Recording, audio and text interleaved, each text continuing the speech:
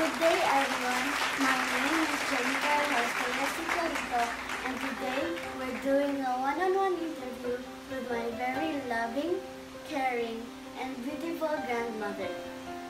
Ladies and gentlemen, here she is.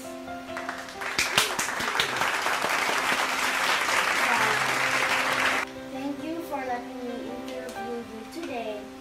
And so, we're gonna ask you some questions, so to let the people to know you better. First question. Grandma, what do people around you call you?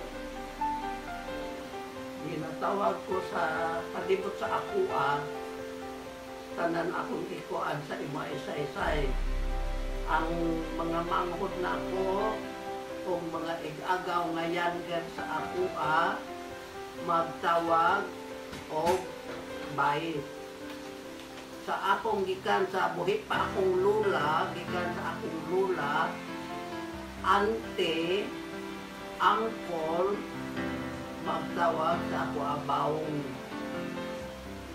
Ang kuan relative sa bana ko, younger o older sa ako at tawagon kinila og inday. So maura na akong ikakuan nga panawag nila sa ako. Thank you for telling me what they call you. Now, I want to ask about your age and birthday. When was it and how old are you now? I am older. Ako tigulang na ko kay nag-82 na ko karong adlaw.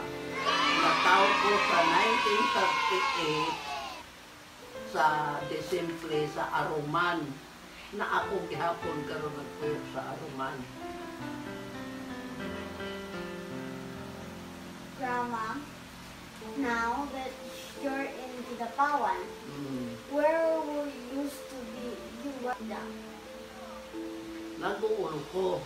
Oh kay no! Unta, kay naamo diri nagtapo ka. Have a nice day, everyone. Thank you for listening. Sawadee ka!